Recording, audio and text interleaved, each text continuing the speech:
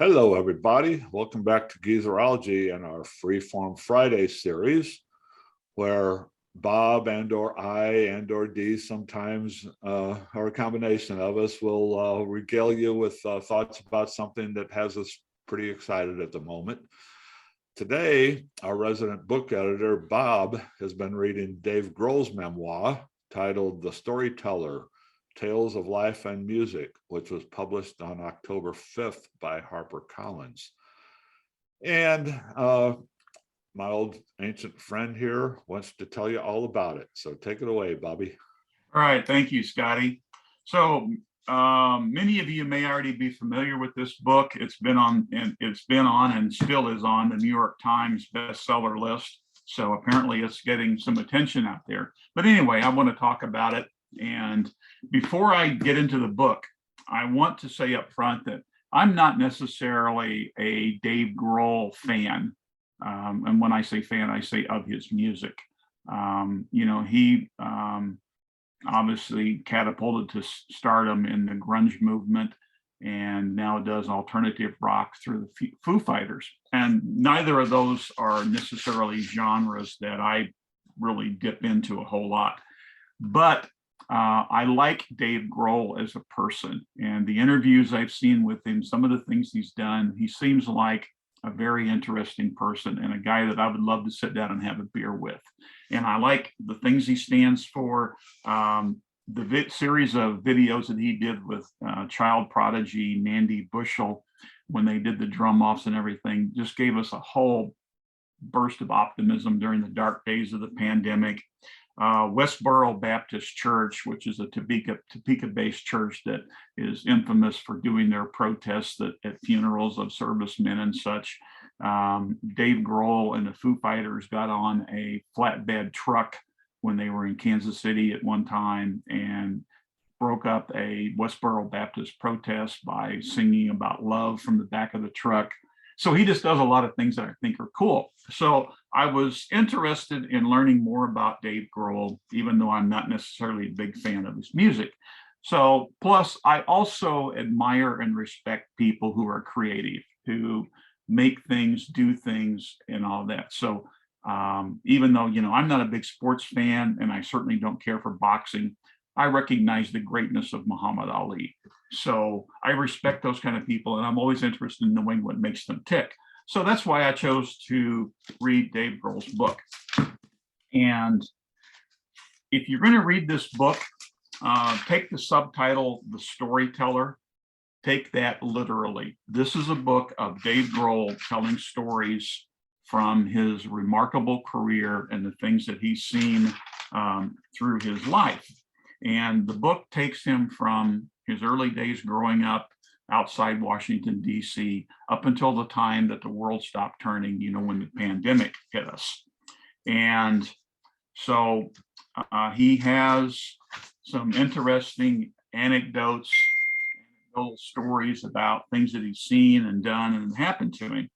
And Grohl is a very talented individual. He's the third richest drummer in rock history right now, topped only by Ringo Starr and Phil Collins. So obviously there are a lot of people out there that like what the guy does. He's a multi-instrumentalist. He's a singer, songwriter. This is his second book. He actually wrote a book previous to this with his mother titled From Cradle to Stage, Stories from Mothers Who Raised Rock Stars. So the guy's a true Renaissance man.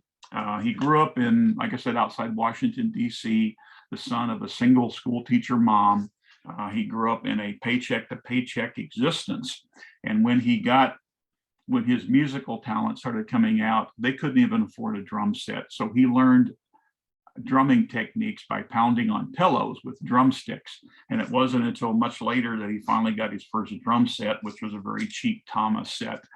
And he had a cheap silver tone guitar that he learned to play on.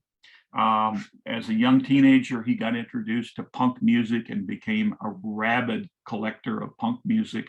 And there was a DC area band called Scream, and that had something of a following in the area. They were looking for a drummer, and at age 17, Dave Grohl auditioned with them. He lied about his age to them and told them he was 21, and they offered him the gig. His mom allowed him to drop out of high school, and he went on tour with this punk band. And they played clubs all around the US and even overseas. But it was a hand-to-mouth existence. You know, they never played any clubs that brought in huge amounts of money or such. Anyway, they're in California, and they're staying at the home of a sister, one of the band members, who happened to be a professional mud wrestler. So anyway, while they're in California, one of their band members just one night ups and leaves, and they wake up in the morning and the guy's gone. And so that caused Scream to break up. They can't do their gigs. And as luck would have it, Nirvana was looking for a drummer. And Nirvana had something of a reputation out on the West Coast. They'd already released an album called Bleach, but this was before they became international superstars. Grohl auditioned, got hired, and he recounts living in a cheap, cruddy apartment with Kurt Cobain for about 6 or 7 months while they're working on the album Nevermind, which ultimately catapulted them to international stardom. Then he has to deal with, the suicide of Kurt Cobain, which threw Grohl into a tailspin. He ultimately comes out of that, goes into a studio and starts doing some demo songs. He plays all of the instruments, everything. And that collection of demos ultimately becomes the first Foo Fighters album. And he then puts the band together, and the rest is history as far as the Foo Fighters, the alternative rock band that Grohl now fronts as lead guitarist and lead vocalist and principal songwriter and such. Grohl has, over the years, befriended many well-known superstars, including Paul McCartney and quite a few others. He relates throughout his book, meeting those kind of people, what he's done and such. An example of some of the more interesting anecdotes he has. At one point, he gets to meet the heavy metal band Pantera and finds out that Pantera has its own strip club down in Texas. And they give Grohl a pass to the club and say, come on down sometime and party with us. So Grohl and a buddy are traveling cross country, and they decide, hey, let's go down to Texas and hang out at the Pantera strip club. So they detour down to Texas. Along the way, Grohl loses his wallet. They get to the club and they can't get inside because he doesn't have an ID. The bouncer won't let them in. And of course they say, hey, we're friends with Pantera. And the bouncer's like, yeah, that's what everybody says. No, you're not getting in. So they have to go on their way without getting to party with Pantera at the strip club. Years later, Grohl recounts how he goes into a convenience store. The young woman working behind the counter, when she sees his ID, says, hey, did you lose your wallet X number of years ago at a store? Yeah, I did. That store was owned by my parents. They still have your wallet if you want to come and get it sometime. So he gets reunited all these years later with his wallet. At one point, Grohl gets invited to perform at the Academy Awards and is invited to do a solo version of the Beatles song Blackbird. He accepts, and he's in an LA clothing store trying to find a suit appropriate to wear for the Oscars. The sales clerk says to him, hey, I know you. And he's like, okay. And it turns out that 2 decades before, she was a young girl who appeared in a Nirvana video. And now he happens to walk into the clothing store where she's working, as a clerk. So he's got tons and tons and tons of these kind of music anecdotes. Those are some of the smaller ones. There are bigger ones. He's led a life where he's really been blessed by a lot of fortuitous things that have happened to him. Another amusing anecdote, he's coming out of an airport and somebody yells out to him, hey, are you Dave Grohl? Yes, I am. So this guy comes up and says, hey, I think you said in an interview one time that the person you'd most like to meet in life is Little Richard. Yeah, I said that. Well, Little Richard's my dad. He's in a car over here if you want to go meet him. So Grohl goes over, window powers down, and it's Little Richard, and they chat there, and Richard signs an autograph and such and gives it to him. And then Dave Grohl relates later how he became a friend with Lemmy from the band Motorhead, and they become really good friends. And when Lemmy passes away, Dave does a eulogy at his funeral, and Lemmy was also a big Little Richard fan. So, Dave Grohl bequeaths to Lemmy the autographed photograph from Little Richard there at his eulogy. So there are lots and lots of very interesting stories, peppered throughout this book. So the book is interesting and gives you a nice picture of Dave Grohl's life, but to me, it's a little superficial. So take the storyteller part of this literally, and he gives you all of these amusing anecdotes and all that. But what disappoints me about the book is that I didn't learn about Dave Grohl's muse. I don't know the inspiration behind his music. He doesn't get into why I wrote this particular song or why I did this documentary. So it's a little superficial, and there are some things that he kind of glosses over that I would have been interested in learning more about. For example, he doesn't dig real deep into the reasons behind Kurt Cobain's suicide. Maybe it's a painful thing for him. Maybe he's trying to respect, Cobain's memory. He also has absolutely no mention of Courtney Love, Cobain's wife, which I thought was an interesting omission. And in the book, Dave has like a one sentence mention that my first marriage had ended, so I decided to move.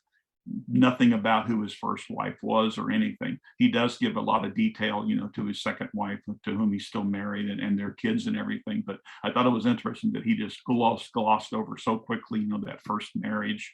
And I would have been interested in learning more about what inspires him for his music, why he writes what he does and things like that. So you're not going to glean a lot about Dave Grohl's inspiration for his music and stuff. So what it is a guy telling stories about, hey, this is the stuff that's happened to me through my life. And again, it would be wonderful to sit down and have a beer with Dave and listen to him tell all of these. Okay, so take the book for what it is. It's a guy telling, hey, these are the things that happened to me. Some of the stories are kind of incredible, and he's been very fortunate. He's been very blessed. Yes, he's works very hard at what he does, but so take the book with that for what it's worth. It's a guy telling stories. And I want to finish with relating one more story, because Dave and I are we have a spiritual link here. And he recounts a story about his daughters, and every year going to a father-daughter dance at the school. And it was the thing of, I promise every year I will be there to do that with you. Well, his second daughter is now old enough that it's time for him to do the father-daughter dance with her. He's on a tour, they're in Australia, and he finds out that year's father-daughter dance is the same date as an appearance that they're going to do with the Foo Fighters in Perth, Australia. And he decides he's going to live up to his promise that I will be there. So they move the date of the concert back 2 days. He makes arrangements to fly from Australia to California. So he does this transcontinental flight, lands there, has enough time to grab his daughter, go to the dance. As soon as the dance is over, he heads back to the airport, does another marathon flight back to Australia to do the show. So that's the kind of dad he is. Well, anyway, he relates that once he gets to the dance, of course, his daughters just run off and join the other kids. So he's now wandering around trying to find what to do. So he writes about hooking up with the other dads. So he says, my job here was done, and I was now left to socialize with a room full of similarly abandoned fathers, biding their time with stiff as starch conversations that typically revolved around sports, something I know absolutely nothing about.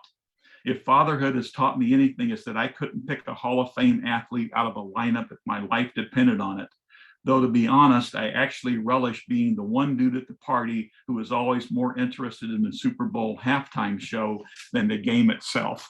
Now, Scott, we're lifelong friends, so you know me. I have a farthest thing from a sports fan as you can get. So I really related to Dave talking about not being the sports guy. And so we have something in common. So something that I can relate to with a rock superstar. So anyway, that's my wrap up of Dave Grohl's book. It's entertaining, it's amusing, there's lots of cool stories, but you're not going to learn much about Dave Grohl as the artist and what motivates him to write the music that he writes, to film the films that he makes, and the books and things that he does. So as founder and only member of the Geezerology book club, that's my wrap up of Dave Grohl's latest edition. Thanks, Bob. Yeah, like you, I don't know much about Dave Grohl at all. I mean, it's hard. It would be impossible, in our culture not to know who Dave Grohl is, right? But I don't know if I would recognize a Foo Fighters song if I ever heard it. I'm sure I maybe heard one. I just didn't know who it was. Yeah. But the one thing I do know about Dave Grohl is that he does have a reputation. I mean, I've seen him on TV, not performing, but I've seen him on TV on an interview or in a video or somebody talking about Foo Fighters or whatever. And I always got the impression of him that he is like one of the nicest people on the planet. He seems to have that reputation of just being a really, really nice, down-to-earth guy.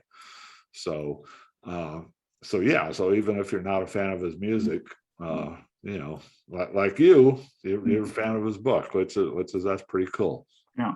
It's impossible not to know about Nirvana. I mean, they were huge. Of course. I have Nirvana's Unplugged album, but that was about the only thing that I ever got from them.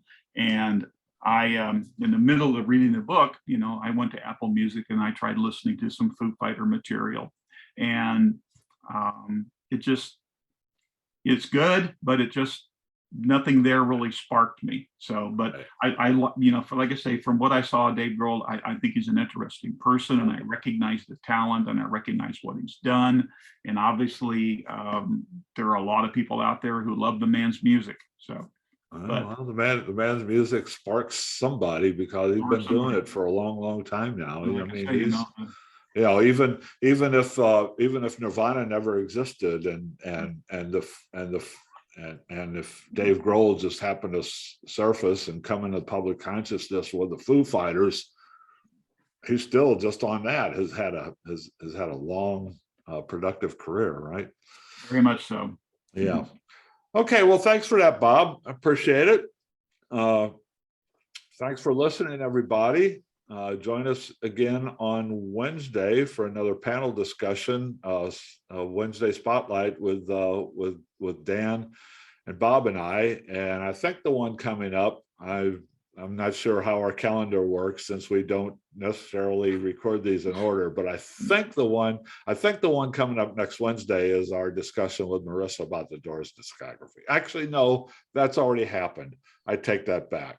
I'm not sure what's coming up. We'll just hit our subscribe button, and so when we do put something out there, you'll be the first to know. We'll just surprise you. That's right. Thanks for listening, everybody. We really appreciate you coming around, and we'll talk to you soon. So hey, take care.